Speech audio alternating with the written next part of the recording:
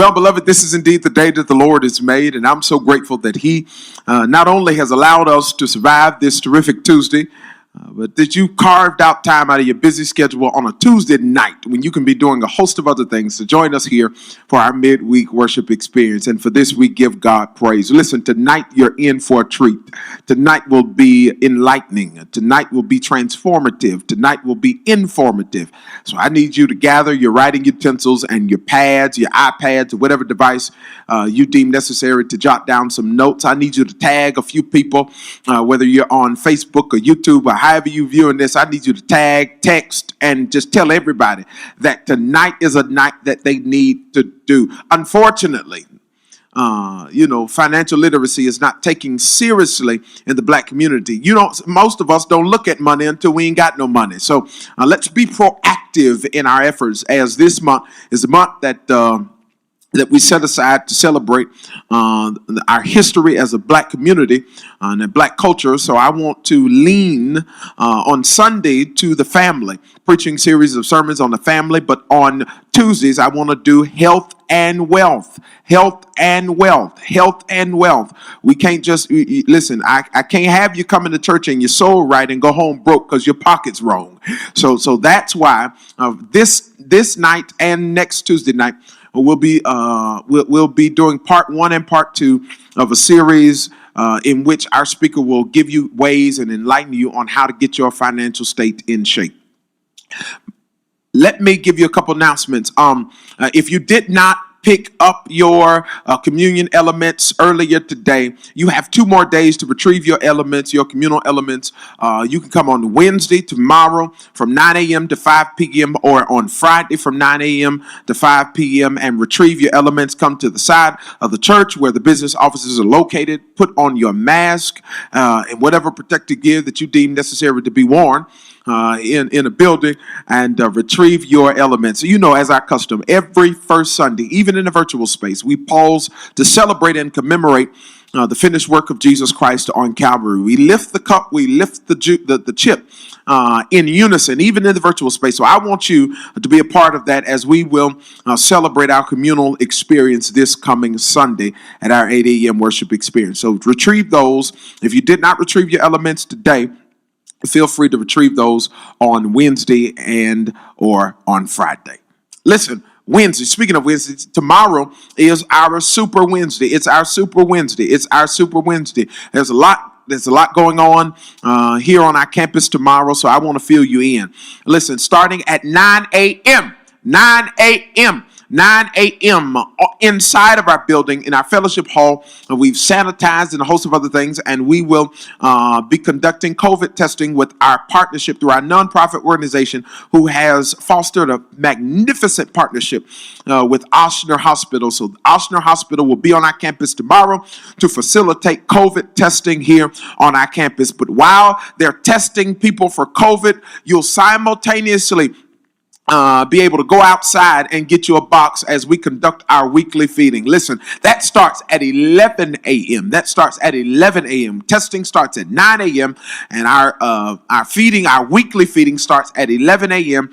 And I need you to get here early because the line be way down the street at 8, 9, and 10 o'clock. So you don't have to be a member. As our custom, I'm so grateful for the leadership of our nonprofit organization, the Mount Hermon Community Development Outreach Organization, as they have consistently, get it out, boy, have consistently fostered relationships, not only with Ochsner Baptist, but a host of others, as we speak to the food insecurities in our community. In addition to that, speaking to food insecurities, as you know, many of our children in our community are virtually learning and virtually enrolled in school. But unfortunately, going to school and getting those meals at school was more necessary than one may have thought. So unfortunately, a lot of our children in our community don't have the necessary means, or the parents don't have the means to get consistent hot meals. Knowing this, once again, our nonprofit organization, Mount Hermon Community Development Outreach Organization, has partnered yet again with Second Harvest and a host of others to do what we call the Kids Cafe. The Kids Cafe is a program that we offer on Mondays, Wednesdays, and Fridays from 3 p.m. to 5 p.m. And it is there that we distribute hot meals for the kids. Hot meals and snacks for the kids 3 days a week. In addition, now this ain't got nothing to do with our weekly Wednesday feeding. This is in addition to that. I'm so grateful that our nonprofit organization, our director and her leadership has by leaps and bounds blessed our community in a myriad of ways as we speak to the food insecurity in our community. I'm saying a whole lot, but I need volunteers. I need you to hear that. I need volunteers, so I need you to be here tomorrow morning at 10 a.m. Put on your mask, put on your coat, your hat, and your mittens, and dress warm. I need you to be here tomorrow at 10 a.m. if you want to assist or take part in anything that we're doing tomorrow. Listen, we need hands and feet while we try to be the hands and feet of Jesus. So volunteers, if you're watching this tonight and you retired, or you're gonna be off tomorrow, or you just sitting home on the couch, just wondering. Listen, I need you here tomorrow morning at 10 a.m. and to aid in your hands of volunteerism as we continue to be the hands and feet of Jesus Christ in the earth. Listen, share this, like this experience. I done said a whole bunch. Actually, I said too much. I'm gonna be back to conclude our experience tonight. But let's pray before I introduce our speaker. Kind Father, in Jesus' name, thank you for life, health, and strength. Thank you for an abundance of grace and mercy, God. Thank you for every single thing that you've done for us. God, it is no secret that you've been better to us than we could have ever been to ourselves. So we tell you thank you. And even tonight, as we've gathered in this virtual space to learn about financial literacy, we ask that you bless the speaker on tonight. Give her courage. We ask that you give her strength. We ask that you give her clarity on tonight as she presents to your people about the resources that you have so graciously blessed us with. God, give us the strength to be good stewards of our resources, God, as that is a biblical mandate for all of us. God, I pray even now that you bless all of those in our virtual space that will hear. I ask that you give them the strength to retain and comprehend the information, not for form or fashion, but to the end that all of us can grow in the knowledge and the understanding of how it is that we can be greater stewards of our resources that you bless us with. And we will forever be mindful to give your name the honor, the glory, and the praise. In Jesus' name we pray, amen. Listen, our speaker is no stranger to us. Actually, she is one of us. Not only us because she's black, but one of us because she's a Hermonite. Her and her husband joined our congregation some time ago, and they have been a tremendous blessing to this body of Christ in a myriad of ways. Listen, she has helped so many in our congregation and in our community, and tonight she's going to help each and every one of us. So I'll let her introduce herself and what she does, but we call her Dr. Pam Ryan here. So without further ado, I introduce to some and present to others our speaker for tonight. Share this, like this, set up watch parties, grab your pens, your pads, and let's go to work. Dr. Pam, it's on you. Thank you for having me. First and foremost, before I get started, I definitely want to give a thank you to Mount Hermon and, of course, our senior pastor, Daryl Ingram, for having me. This is Black History Month, and as our topic is health and wealth, I want to start with the play on physical health and talk about physical, FISCAL, health and fitness. I want to help you get your personal finances in shape. So often at the beginning of the year, we make resolutions to get our bodies in shape, but we also need to get our budgets in shape. That being said, let's just jump right into it. What is personal finance? Personal finance, in a nutshell, is managing the resources that you have in terms of income. You may have income from a job, you may have income from self-employment, you may also have income, Social Security, disability, inheritance, even children, regardless of whether or not they acknowledge it, they have income from birthday gifts, allowances, whatever source of income you may have. Personal finance is about managing that income. Just to give you a little bit about myself, I operate as an economic development practitioner in the greater New Orleans area. What economic development is is sitting with policymakers to determine what is now and what is going to be in the future. I sit with people that actually write policies that help develop the workforce in your community, that affect the educational opportunities in your community. They also affect whether or not a grocery store comes, a car dealership comes. It's a variety of things that encompass economic development, and all of it begins with you. I encourage each and every one of you, no matter how small you may think your voice is, to get civically engaged and participate in all elections, not just when it's the presidential election or it's election for the governor, but I want you to participate in elections for your state leaders in the House of Representatives, as well as your state senators. But you also need to go a little further down and vote for parish council people. If you're in Orleans, they're called ward councilmen. You may just want to vote for your judges, your circuit clerks, your justice of the peace, because these are the people that directly impact your life on a day-to-day basis. They're much closer to you than your state and national officials, and they write the permits requirements. They write the zoning requirements for your neighborhood. If you've ever had to do an addition or renovation to your house, these people that you selected in the elections are the persons or parties that make those policies that affect you, and they also set the fees and determine how much those things cost for you. Um, so, next slide for me. Let's go to Personal Finance 101. One of the things that I personally believe in is Philippians 4 and 12. It's the state of contentment. When you find yourself comparing what you have to that of what someone else has, you often find yourself in debt trying to keep up with the Joneses. In the black community, I'm sure we've been told multiple times, don't keep up with the Joneses. I'm not trying to keep up with the Joneses, the Smiths, the Ingrams, any of that. I have learned to be content in whatever financial state I am, because everybody, depending on where they are in their life, has a different financial issue. There are people that make six figures that are worse off than people that make four figures. It's not how much money you make, it's how well you manage the money that you bring in. Part of money management is knowing what your expenses are in relation to your income.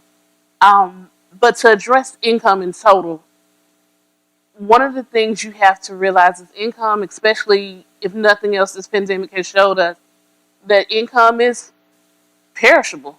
You have to be on top of what you're bringing in. You have to know where your sources of income are. And I advise everybody to have multiple sources. Next slide. I look at income as a table. If you look at a table that has one leg, it's much more fragile than a table that has multiple legs.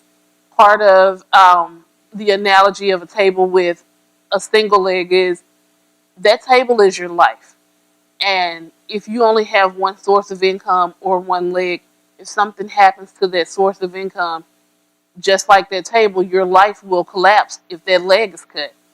You have to think about all the people that have been affected in this pandemic in terms of working in the hospitality industry, with it being Mardi Gras season. Think about the people that normally build Mardi Gras floats. Think about the restaurants that usually make the bulk of their revenue for the year from Mardi Gras, the All-Star Classic, the various events that go on in our communities. And all of that income has disappeared because of the pandemic. If that was their only source of income, they've either gone out of business or they're financially struggling right now.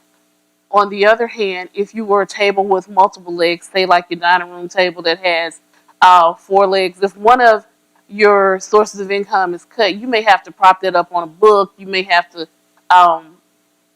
in old school, you may have to just put something under there, put you a little something to hold that leg up, but the table is still functional and your life will still be functional.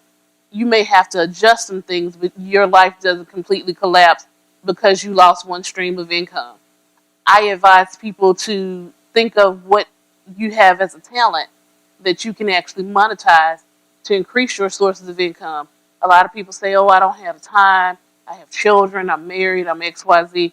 There is something that everybody does that they can monetize, whether it's baking goods, whether it's sitting with your elders, whether it's just running errands for someone else.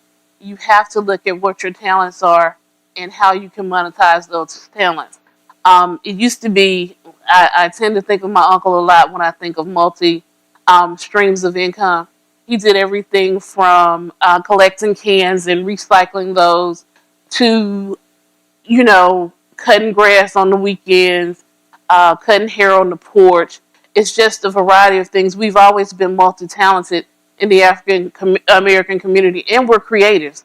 So when you're doing hair at home for your friend, because she can't get to the beauty shop, you can't charge salon prices, but you definitely can monetize those box braids that you're doing as a second source of income to supplement whatever your 9 to 5 is.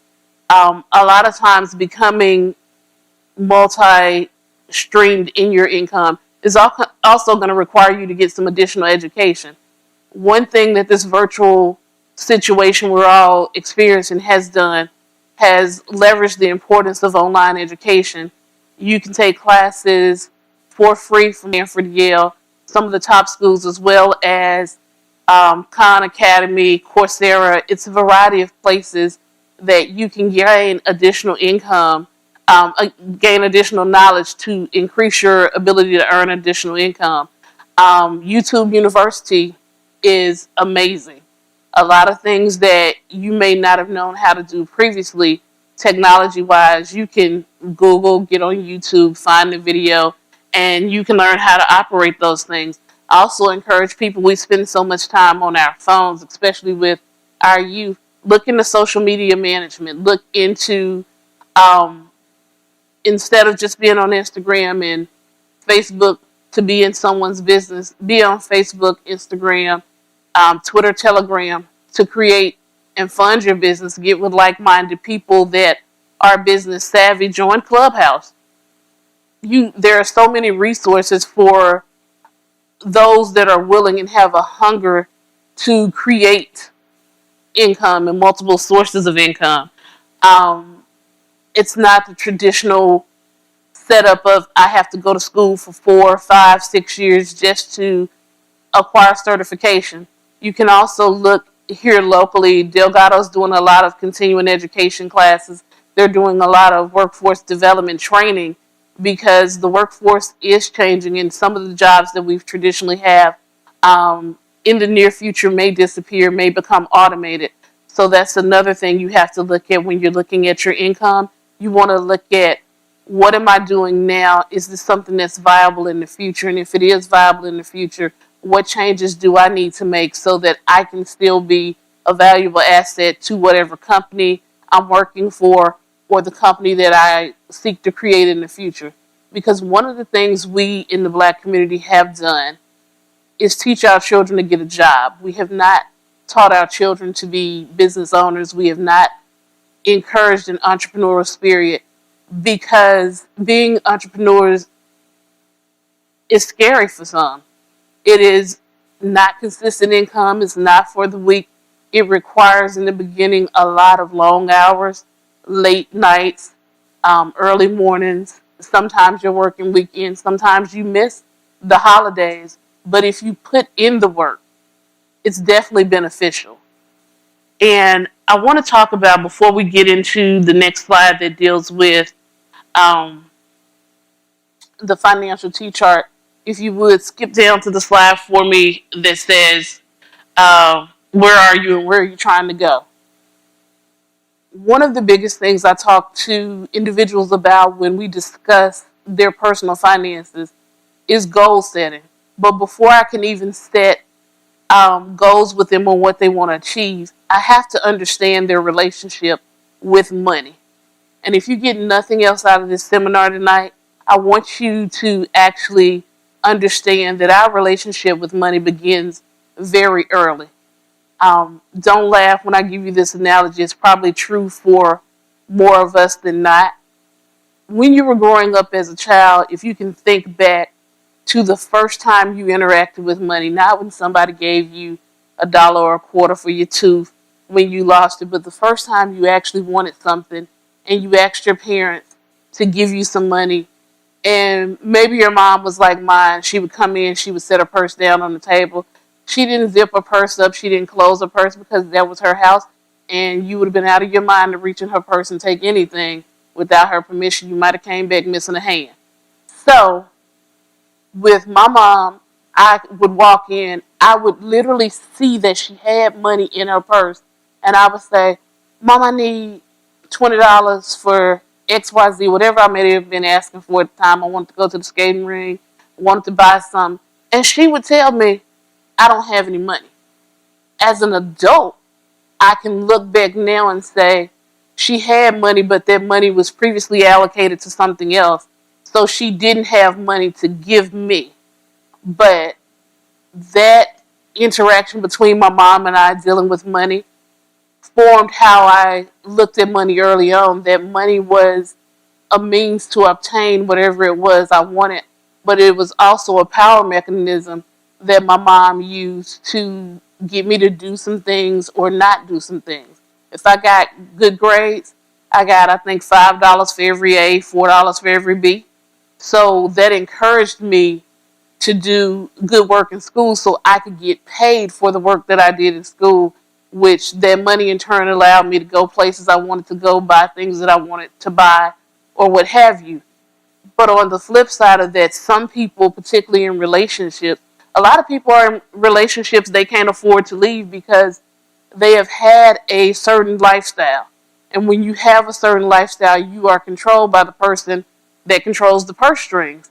So when I talk to people about their personal finances, I need to know, what does money mean to you? That's a question that you have to ask yourself. That's a question that you need to be aware of. What does money mean to you? Is it a tool to be used to um, pay your bills, provide other resources, take care of your family? Does it mean financial security? Is it power? Are you using the money you have to lord over other people, or are you using money as it was intended to be a resource to not only serve yourself but serve others and provide the greater good? Sometimes money is your identity. A lot of people are attached to what they earn because they identify with money based on what they can buy, what they can drive, what they wear. And I often ask people, if you lose your job today and you lose the income that you have, who are you? How does that define you? And what does that mean? Additionally, we as a people tend to think in the right now, not in the future. A lot of times when I sit with people and we do their initial budget, they say, oh, I don't have any money to save. I don't have money to do this. I don't have money to do that. If you're familiar with a very well-known financial guru, Dave Ramsey, he teaches from the four walls, and I believe that as well. I tell people to pay bills in order of priority. There's no need in you paying the light bill if you hadn't paid your mortgage or your rent. Where are you turning lights on? Where are you going to have lights if you're evicted? So I always pay for shelter first. Because believe it or not, a lot of people will do a lot of things for you, but coming to live in somebody's house is a very lot to ask of people. People will feed you, they may even give you a ride, but not too many people want you to come move in with them, especially during COVID-19. So first and foremost, I advise people, when your funds are short, the first thing you need to do is take care of your four walls, and you need to make sure that you're taking care of where you stay. Next, pay your utilities. And after that, I would look at paying for transportation, because you don't always want to be waiting on somebody. And not that it's last, but again, this is the greater New Orleans area. You can get a meal anywhere. There's definitely a crisis with food insecurity, but there are also a lot of resources dedicated to making sure you can eat. So groceries will be the last thing that I would look at. But if you pay those four things, everything else you can wait. Um, if you're back up to the slide on the financial T chart, the easiest way to start your budget is old school. You don't need a computer. You don't need an iPad. You don't need a phone. You don't need any of that. Get you a pen and a piece of paper and make a T. Make the capital letter T on one side. Write income. On the other side, write expenses. Write everywhere that you can possibly get income from. Some of the categories that I look at is your job income, tax refunds, birthday gifts, Christmas gifts, anniversaries, just donations. Maybe you drove Uber, maybe you drove Lyft. Whatever income you have, put that on one side and tally that up.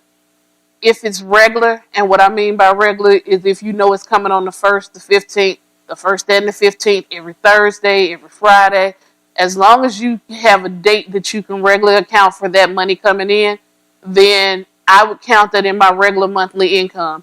If it's sporadic, if it may come, if it may not, if you waiting on your stimulus check and it hadn't hit yet and you're not quite sure, I don't count that money as regular income because your guess is just as good as mine when it's going to come in. I take my income and I break it down into two categories. I break it into the regular income, and this is where I pay my bills. I also take the irregular income or the maybe money and put that on if then if this then that. And what I mean by that is if this money comes in, then I can pay that, or if this money comes in, then I can buy that. On the other side of that piece of paper, I do expenses. And I write down my regular expenses. There's some bills you know you're going to have every month. You're going to have utilities, regardless. Most of us are going to have mortgage and rent if you're lucky enough that you don't have either. God bless you. But you're going to have your utilities. You're going to have transportation. You're going to have groceries. A lot of us have regular maintenance in terms of getting your hair done, getting your nails done. You have chronic medications that you have to purchase. So anything that you know that you purchase every month, put those in your regular expenses. If there's some things that come up that you may or may not purchase, I like to think of some months you have a lot of birthdays. Some months you have none. You know Christmas is coming every year. I literally put a line on my monthly budget for Christmas. I figure out how much I want to spend for Christmas for the year. I divide it by 12, and every month I allocate some money to Christmas. If you can't do that, if that's not something that you're comfortable doing at this time, whatever is an expense that you know you have coming up, if you're planning for a child going to college, if you're planning for a child graduating high school, if you're planning to replace your vehicle, you need to have a line item in your budget for that as an expense, and you need to allocate money to it every month. Let's see where we are. Once you have those things allocated, then you have to look at your regular income, and from your regular income, you need to subtract your regular expenses. If everything was good and well, then you will find out that you may have a positive number once you subtract your expenses from your income. Sometimes, just to be realistic, you're going to have a negative number. If you have a negative number, the first thing we need to do is figure out where you can reduce expenses. If you would roll to the slide with the why you need a mini budget. One of the things this T-chart did was start you off with where your budget is. But a mini budget is going to actually help get your budget on track. And I tell people a mini budget is very important because it's starting from where you are now, not where you're going to be in the future. I do mini budgets sometimes weekly depending on how my finances are going at that time. But a mini budget basically says this is the exact amount of money I have in my checking account, or this is the exact amount of money I have right now. If I totaled up all the money that I have in checking, savings, my purse, in the coin change, in my car, whatever, this is what I have. Now, these are all the expenses that I have coming up. If I take the income I have now, number one, can I cover the expenses that I have? If I can't cover the expenses that I have coming up, I need to figure out what my deficit is and how can I possibly close the deficit. So the first thing is what resources, what tools do I have? What can I do besides putting myself in debt and living on a credit card or borrowing some money? What can I do to actually reduce these expenses? Can I push this expense? Can I defer it? What can I do? The next thing is, do I have a paycheck coming up? Because if I have a paycheck coming up, I need to figure out how many days are between when these expenses are due and when I get paid, so that when I make this plan, I can actually have actionable steps with this plan that I'm making. And last but not least, you have to write those actionable steps out. Let's say you can pay all of your bills except $100, and that $100 may be owed to JP Water. When you don't have money to pay everybody, then you need to decide who you can pay, and then you need to communicate with the people you can't. A lot of times we like to ignore the phone calls when it's the bill collector, or we like to ignore the mail. Ignoring it is not going to make the bill go away. You're going to be sitting in the dark. You're going to be hopping a shower at someone else's house, and you may even be couch surfing trying to ignore it. If you're proactive in contacting your creditors, they tend to work with you a lot better than if they have to search you down and hunt you down and figure out where you at and why you're not calling them with their money. I like to tell people the easiest people to negotiate with are your utilities.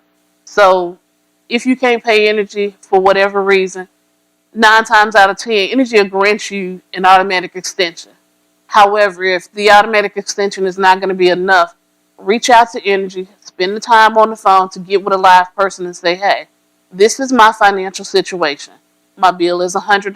I don't have $100. I got 25. Can I pay you 25 today? And in 2 weeks, can I give you that other 75? And I'm going to try and get on track so that I won't have this problem next month. Or maybe get on level billing, or maybe look at what parish resources are available or other resources are available to help you pay your energy bill that one time, or maybe help you through a difficult period in your finances. Credit cards, if you can't pay a credit card, let me just say I would honestly advise you to pay necessary things before you pay a credit card. A lot of people say, well, credit cards are necessary. I made the debt, I owe the debt, I'm going to pay the debt. If it's between paying something in my house and paying somebody that can't come collect whatever that they're trying to collect, I'm paying everything in my house first. Capital One can wait. Call them, let them know, hey, can you suspend my account? Can you pause my account? I need to close this account and then make arrangements to pay you. But credit cards are the least of your concern, especially during this day and age when it's so hard just to get by because you don't know if you're going to be employed tomorrow.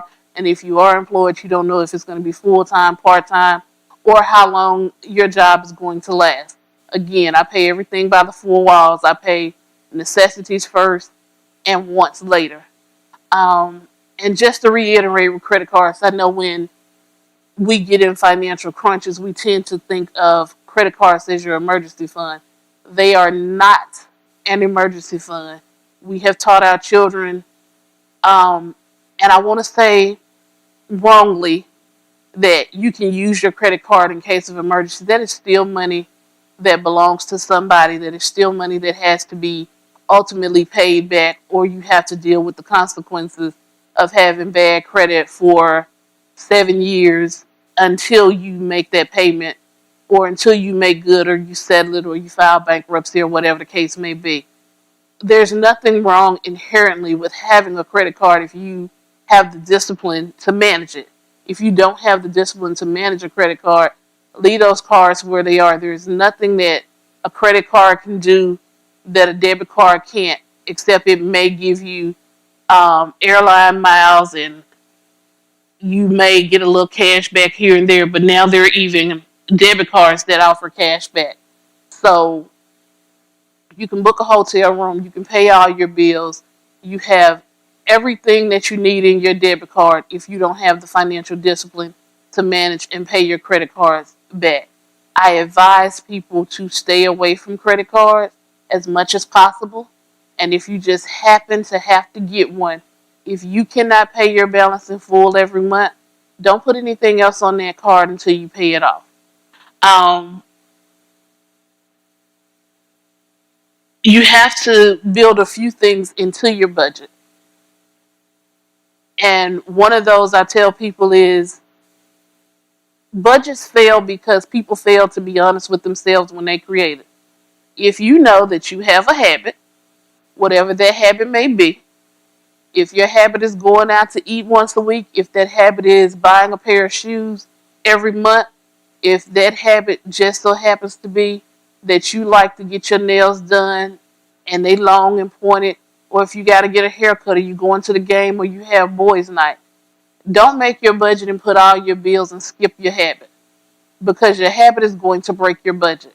I personally know that I'm going to get my hair done at least every 2 weeks. There's a line item in my budget for hair. I also believe you should have a buffer in your budget. Once you add up all your expenses, say your expenses for simplicity comes to $1,000. I put a 10% buffer in my budget.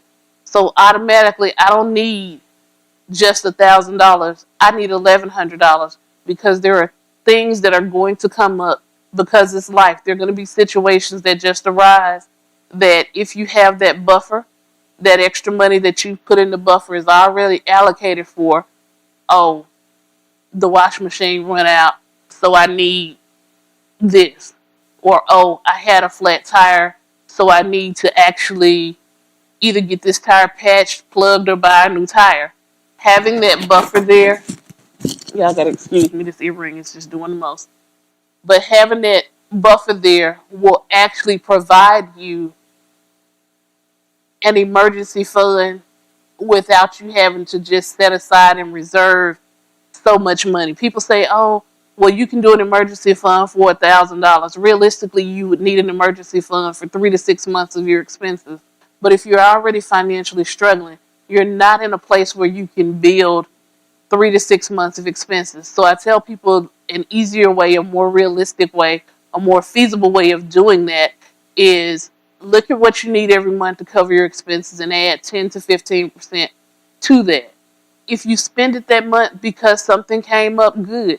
If you didn't spend it that month, roll that amount to savings.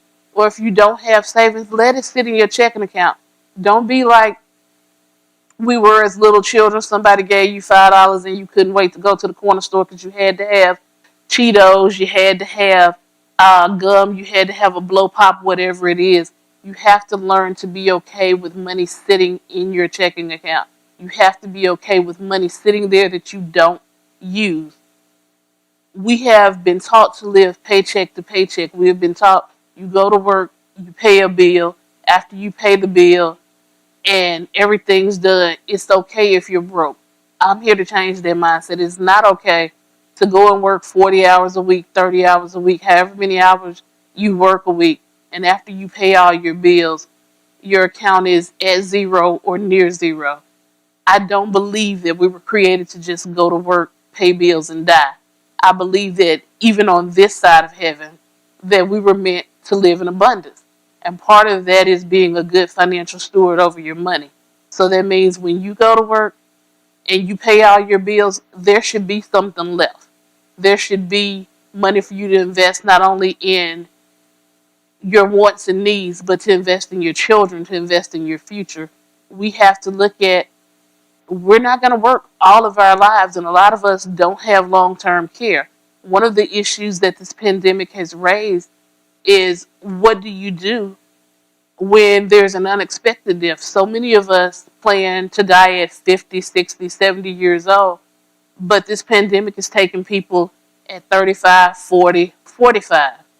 So what are you doing to replace that income? We have burial insurance, but do you have income replacement insurance? What do you have in place to help you should you lose your spouse? What do you have in place to bury your children? Because a lot of us will have insurance on ourselves or our spouse, but we're not thinking that a newborn or even a 5-year-old may pass. And so we don't necessarily have insurance for them. And then at funeral time, we're looking for donations and GoFundMe.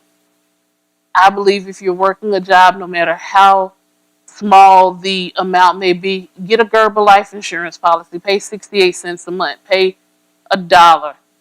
You bank with a credit union for $5, you pretty much can buy burial insurance for up to $10,000 You can spend $5 a month and get that for you and your family. Having some insurance is better than having no insurance. We have to be smarter about what we include in our budget. Include virtual schooling. Now your kids are at home with you and you're working from home. There are things that you should have in place. It bothered my spirit earlier this year when people got the first stimulus check. Yeah, you needed it, but was it spent properly?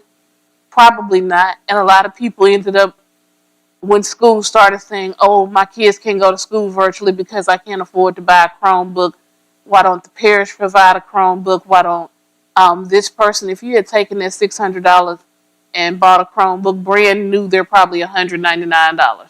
You still would have had $400 to do with what you like. You could have bought a used one, or you could have even rented one for the school year. We have to be accountable for the education of not only ourselves, but our children in our community. We have to spend our money in our communities.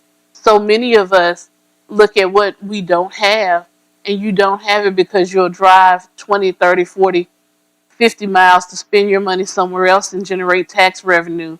And so those places get jobs created, because wherever the tax revenue is, that's where the job creation follows. So if I'm spending money in your neighborhood, then your neighborhood has a tax base to pave roads. Your neighborhood has a tax base to build new stores and attract new stores, because the revenue is going to your area. If you want new roads, you want new stores, you want better educational opportunities, spend your money where you live.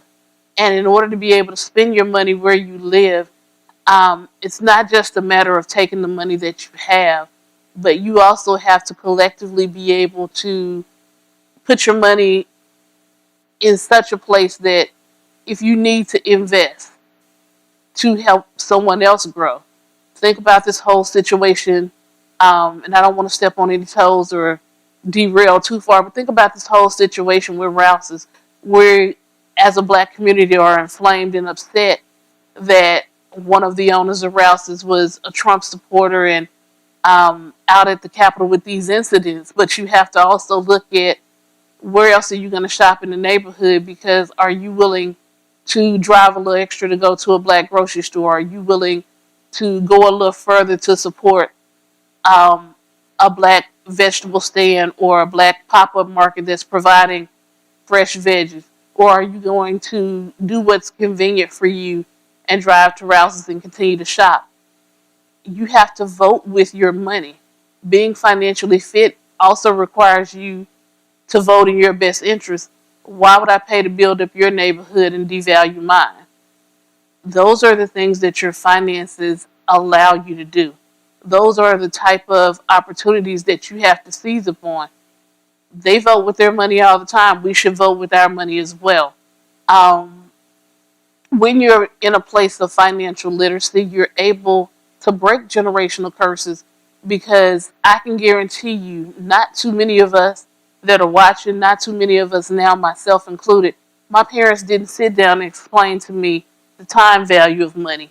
My parents didn't sit down and explain to me how to write a check or pay a budget, or not pay a budget, pay a bill. I saw them pay bills. I know it happened because we weren't in the dark, but nobody sat down with me between the ages of birth and 16 and said, hey, this is what it costs to run our house every month.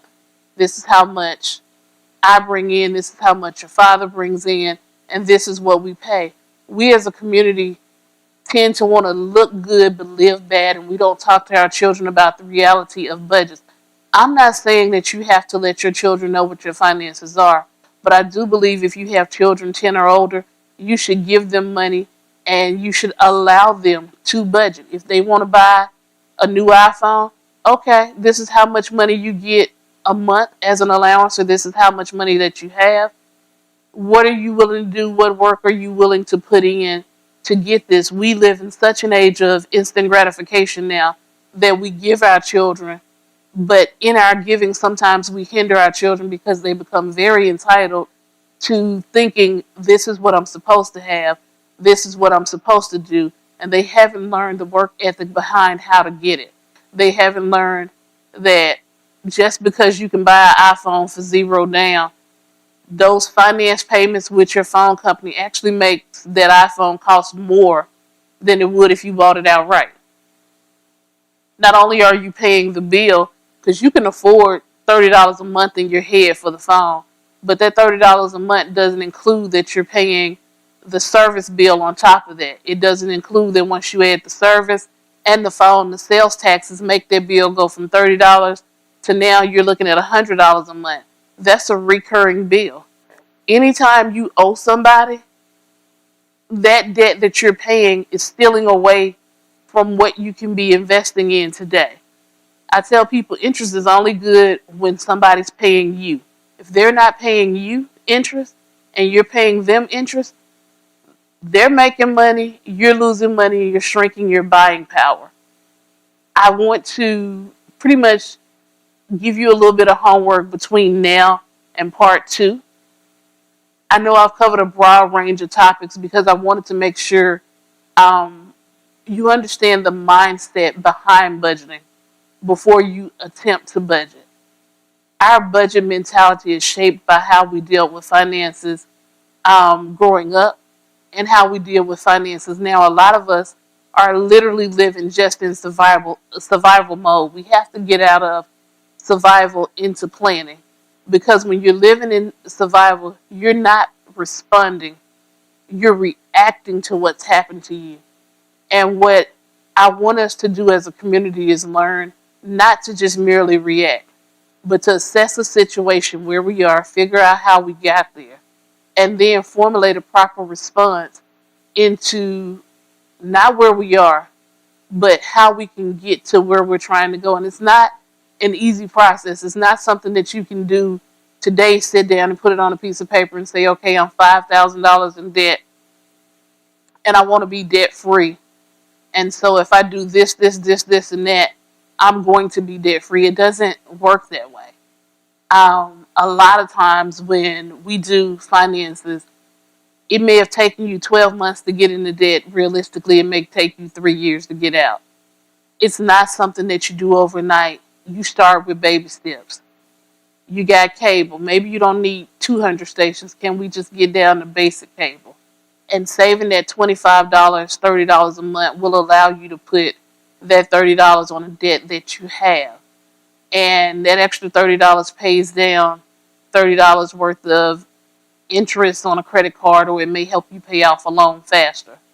Once you get that loan paid off, now you can take the money that you were putting on the loan as well as the money that you cut from your cable bill, and maybe you can pay your car off faster.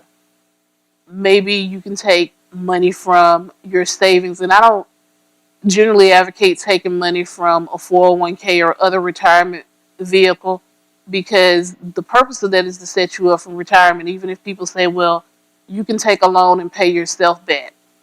Unless that's your only option, maybe you could work a part-time job temporarily for 6 months to a year to pay off some things and put yourself in a better financial position and actually increase your savings so that you don't find yourself relying on credit cards or high interest loans should another emergency arise. There's not a one-size-fits-all panacea for your budget.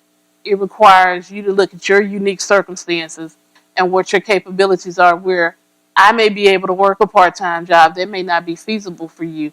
So what expenses can you cut back?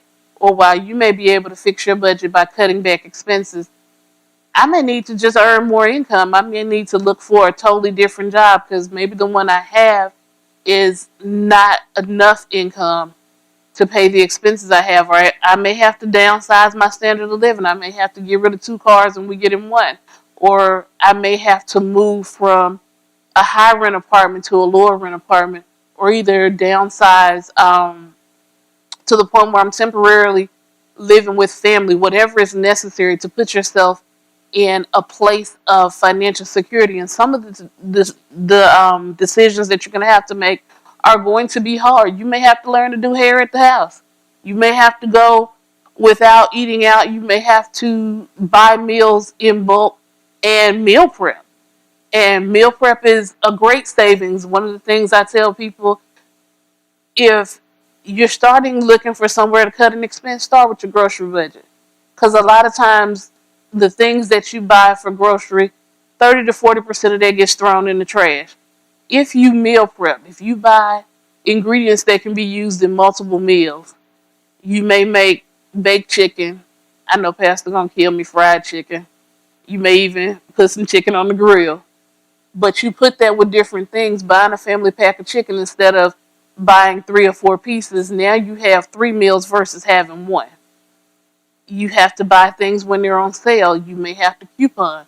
Whatever it is that you need to do to fit your budget, make your budget actually fit your lifestyle and make your income work for you and your lifestyle. Those are the things that I advocate.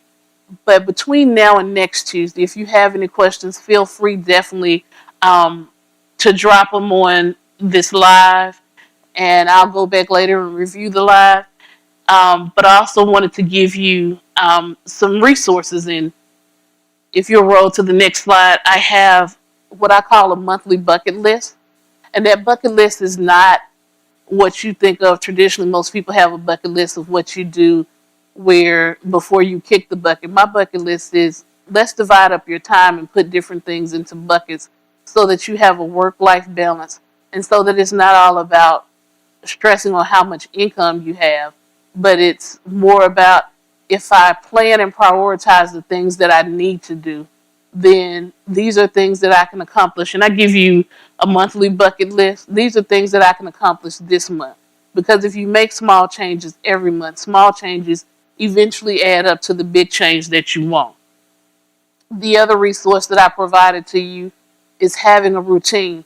Believe it or not, routines make your life work a lot better